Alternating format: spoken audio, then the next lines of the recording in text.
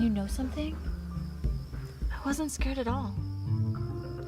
Sounds like some Pet Cemetery shit to me. So now you got a fucking zombie cat? All right, well, let's get this started then. Welcome to the premiere episode of the Podwhackers podcast. I'm your host, Nick Perron, and I have here with me my two compatriots. Me, Corey Cooper. You know my name. Just points at me. Introduce yourselves. It's an audio medium. I thought you were asking us how you were going to introduce us. Yeah. That's the question So it's prior like to this. Rolling on start. We have to do full names, too. Sure, if you want to. Ro Lemire. Okay, or you can give them an alias. An alias. You know, I don't know. It's good to know. I didn't know her last name until now. Oh, no. I don't know. I've just been creeping. Edit that out. I've been creeping her Instagram, so I know all of her secrets. You know my... Oh, well, you should know it's my last name. It's my secret account. Yeah. My last name. So Yeah, it was, it's, I just made it up. my middle name isn't Radish Baron. I creep her account and look at her photos of the couches and stuff. It's just all the couch photos. This probably end up on the cutting room floor. Yeah. But hey, welcome to our premiere episode. I guess I want to say that we are the Comox Valley's Comox Valley's only horror movie podcast review show where a comedian forces his friends to watch movies and decides which ones he should keep and which ones he should get rid of. We are the only show in this region that does specifically that one thing. So I just wanted to point that out to our audiences. If they're looking for anybody else, or if anybody else is claiming that they're from the Comox Valley and that they're a podcast where a comedian makes his friends watch his bad movies and decides which ones he should keep and which ones he should get rid of, that person's a fraud and a liar, and let us know and we will get our lawyers involved. Do you know any lawyers, Corey? Probably. I know Mr. Bat. Mr. Bat. And Mr. Tire Iron. That's a good lawyer. Mr. Matt. What is that? Take him out of the legs. Hey. Put the frighteners around. Okay, so just kind of explain how this is going to go. I have amassed many movies over the last 20 years of my adult life. A lot of those while I was a shitty edgelord young man who thought, low-hanging fruit was hilarious. And I've changed as a human being. I've grown. I think I've become I would like to describe myself as an ally. I'm not a good one. I'm like... You're learning. I'm like if being an ally was like picking people to play on your baseball team, I'd be like the fat kid that gets picked last and they send into the outfield because they'll fuck up the game the least. So that's where I am as an ally. I mean, you guys are pretty good at it. You've been doing it for a long time. And, you'll guide me through my moral foibles of my 20s. And so I needed to pare down my movie collection. And I was like, shit, well, I don't know what to do. I don't know. So I decided to subject my friends to these movies. And they will decide for me. And that's, yeah, even though it's our first episode, we are already breaking the mold, because I made them watch a movie that I don't actually own. It was a special request from my friend Simon Celine. He asked us to watch and review a movie called Chainsaw Cheerleaders.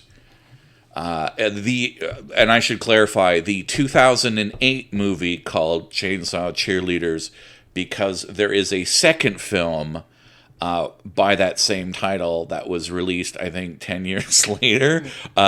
Different writer, not related to the first Chainsaw Cheerleader. Both are available for free on YouTube, so you know the caliber of filmmaking. We're starting off strong. So, I thought I would start by sharing with you guys a little bit about the film's director. The father, evidently. Yeah, he played the father in the film. Let's actually, before I do that, who wants to do a brief synopsis of what this movie's about? Oh, God. I thought it was going to go in a whole different direction. I didn't realize why when Ro and I just mentioned previously, talking about like why certain people just happen to have to die in it. And it's like, how are they connected? Like finding out the school therapist or counselor is in the opening scene. I'm like, oh, okay, I didn't notice that the first time because I was, so enthralled by the music. As I understand it, and I could be getting it wrong, you guys correct me. So we have this girl named Chassis. It's Chassis, right? The main girl? Yeah, the main girl. Main girl Dawn. is Dawn. Dawn. Dawn's punk rock. Oh, yeah. No, she's a goth kid. Okay, well, I mean,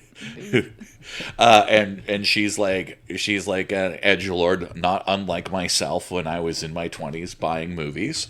But she she beats up her boyfriend for cheating on her, and then as reparations, she's forced to join the cheerleading squad.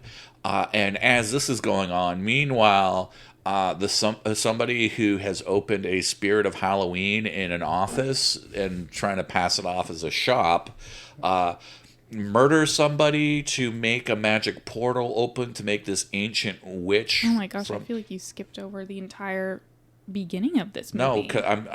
I'm because the witch part came first. I'm just I explaining. guess, yeah, it did. It did, but I'm trying to explain it in a way so that the audience understands what the fuck is going on. Because Yeah. so this witch named Lucinda, Yep. it was Lucinda. Yeah, it was something really hacky like that. Lucinda the witch comes through the time portal, and she's like, "I'm gonna murder everybody," and one of the cheerleaders gets turned evil. Bambi. Bambi, Yeah, yeah. and then there's like a chainsaw duel, and then somebody's And losing. both the chainsaws don't have the chain on them. Yeah, they're Yeah. well. Don't. We'll talk about that in a minute. But and then there's this chainsaw duel while they have somebody like probably the producer's brother's band. I have some information about them as well. The band plays an entire song, and you know that like That was the only good music in the entire movie. I was like, and it's not good. Good is relative, but at least it was like. But it wasn't like alright. filler-free porn music in the background. Yeah, I it's- can download that on Bandcamp Yeah, for free and give them a shout out, maybe. most of the music was like. It's just Or like a regular saxophone. I don't know. That's a bad that's a bad saxophone impression. But yeah, the band, and you can tell that they're like, hey, this is exposure for you guys. We'll let you play one of your entire songs in our movie. Hundreds of people will see it, and It has 651,000 views on YouTube. 651K. Yeah. There's more than 100 people. Like that's the only good thing that's ever going to come out of this movie. Is maybe that band got a different gig. Got to play one show. Yeah, you're opening for I don't know. I don't think they did. No. To be quite honest with you. They so. broke up after this Yeah. movie. They're like, no. Oh, I've got their whole biography here on my phone. I will share Is this. it called Grandfather Spell? Is that the band? Because I wrote that down in my notes. I was trying to remember if that was the name of the band from the credits or if that's just Random grandfather who just made all the porn Grandfather music. Who knows? I forget their name, but I have it written down. We will end the name of the song, and so there's a chainsaw duel, and does Dawn kill the other girl, and then like the witch gets killed, and then The witch kills this southern cheerleader. She bites like half her face off. I can't yeah, remember her name. Southern Belle.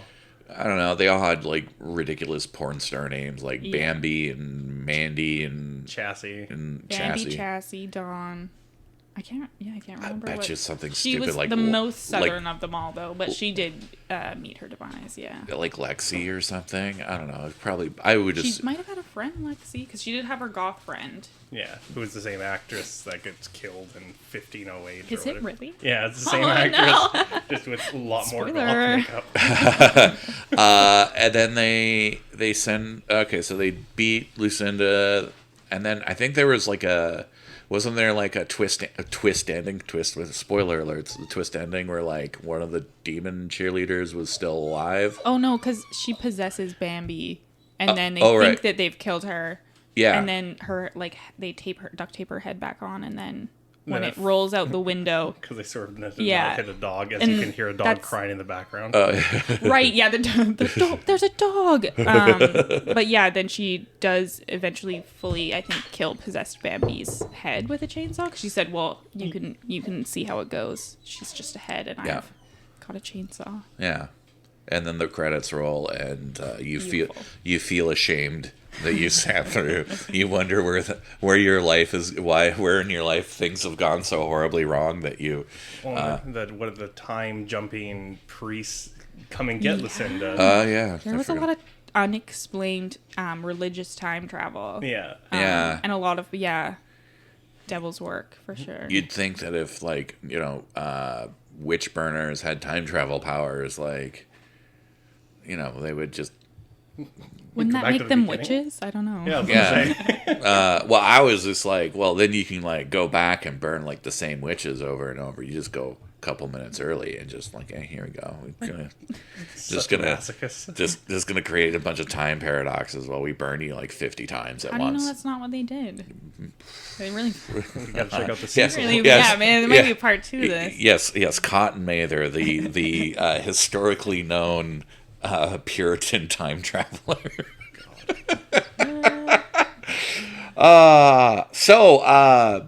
And I guess, like, you guys are probably wondering who is the guy who made this movie, and it just so happens I did some research. So the film was written and directed by a gentleman by the name of Donald Farmer. He's from Nashville, Tennessee, and he was born in 1954.